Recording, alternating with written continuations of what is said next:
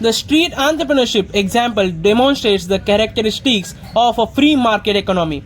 All types of street trades are welcome on this platform, which serves accommodates all social segments. Most traders are from the lower classes of the society, lacking formal access to privileges such as institutional funds provided by banks and costly real estates. Street entrepreneurship is an unavoidable part of Mumbai's urban landscape, particularly in Bandra, Kolaba, Dadar, Kurla Market, Manish Market, and Chor Bazar. Street entrepreneurship still appeals to customers, particularly the wealthy. Despite the sporadic raids and raids by police and local officials to remove spaces from the streets, street entrepreneurship's catalytic role is to slowly close the gap between what have and what have not. When the weather is nice, street vendors set up as early as daybreak and usually close at sunset. But most of the street vendors are remain at night also. All but a handful of them appear to be without electricity outlets or lights. Many people take naps or close their businesses during the hottest part of the day in summer. Perhaps most curious is the dichotomy of cherished and careless construction that typifies this structure. While they are hand later securely strapped to a tree overnight or a lockup with a fist-sized padlocks, the materials these shops are made of often seem no more than piled on or tracked together. In truth, it will be not challenging to break into many of these boxes and loot them, even though some unwritten social contract of the street seems to keep them relatively safe. It is noteworthy to consider the maintenance and operation of a shop of this magnitude. Later, when we conducted interviews with vendors throughout Mumbai, for mostly Ville Parle, nearly all of them told that they had to work hard to keep up their semi-legal street presence. According to a vendor, hawkers or other sellers in the prime locations, that is, on the streets of posh neighborhoods, occasionally treat other rudely or aggressively a vendor in a less desirable location. A vendor in a less desirable location might attempt to create hatred for a vendor whose spot he won from the posh neighborhoods. In response or upon being aware of this behavior, the vendor in the preferred location would go above and beyond to the professional to customer and neighborhood passerby. And he would even take on some of the responsibilities of cleaning and maintaining the sidewalks surrounding of his shop. The transit and semi-legal status of this establishment seems to produce a number of intriguing and social obligations. I shall talk about it more after that later. Days stretch into the week, and those into the weeks to the months, and the community of street vendors grew. A new caste characters appeared, each promoting their own goods and services. The walkways, which had previously been deserted, were suddenly alive with the activity and excitement. Individuals from the diverse background gathered at this thriving center of trade. Even the best B schools in India greatly underestimate the sociology of street entrepreneurs who are inherently gifted with networking and negotiating skills.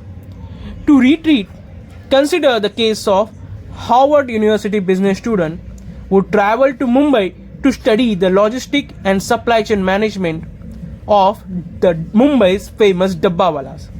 Who are the Dabbawalas?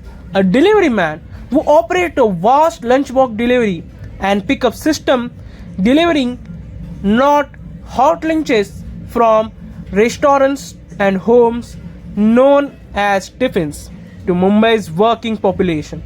These Dabbawala and the street vendors are not university graduates in India, but their backgrounds and their abilities naturally influence the businesses and management and networking theories. In the interaction on the busy street of Kolaba Causeway, Dadar Market, Manish Market, Chor Bazar, and Kurla Market, and of course Ville Parle, we all students learn a few crucial insights from their empirical observation. When it comes to street entrepreneurship, men are more prevalent than women and transgender people. Also, the street vendors manage to bribe the municipal officers between rupees 500 and rupees 1500 every week or every 15 days. And this step also help them to avoid the headaches and all formal registration. When it comes to sales and profitability in comparison to other items, the food, clothing, book and mobile accessory industry dominate the streets.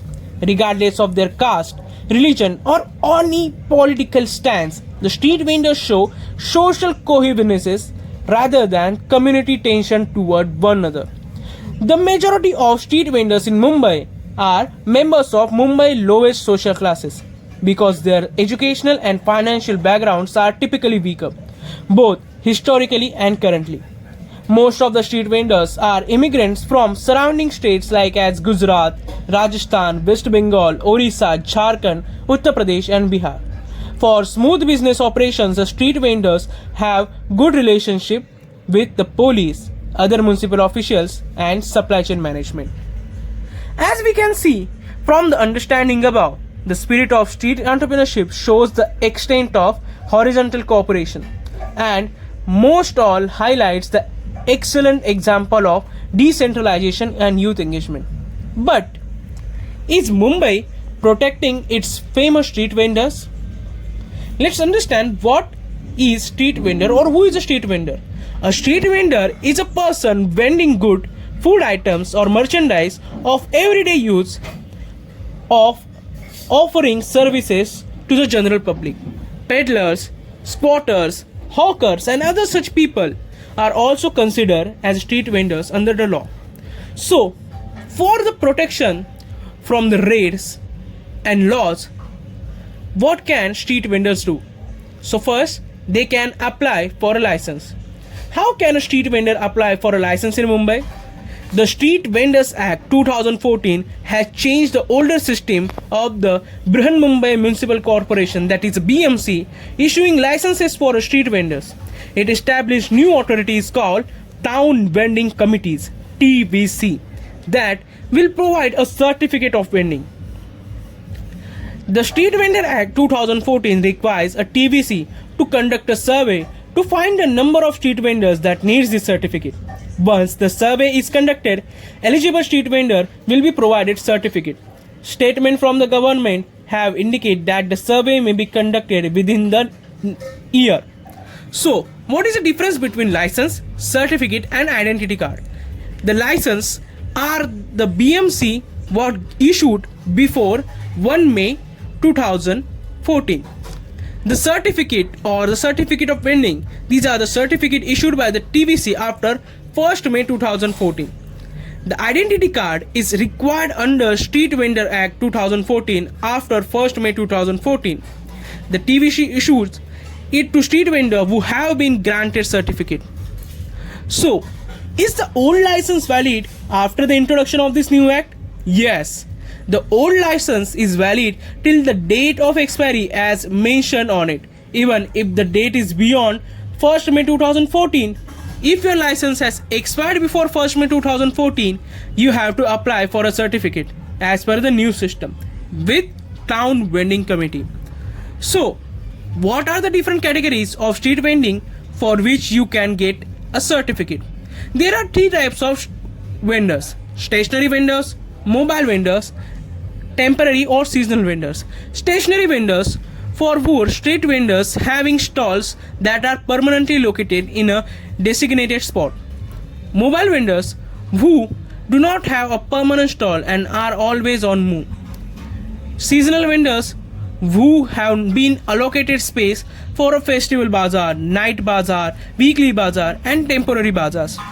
So, what are the conditions under the law that our street vendors to need in keep mind during the application process?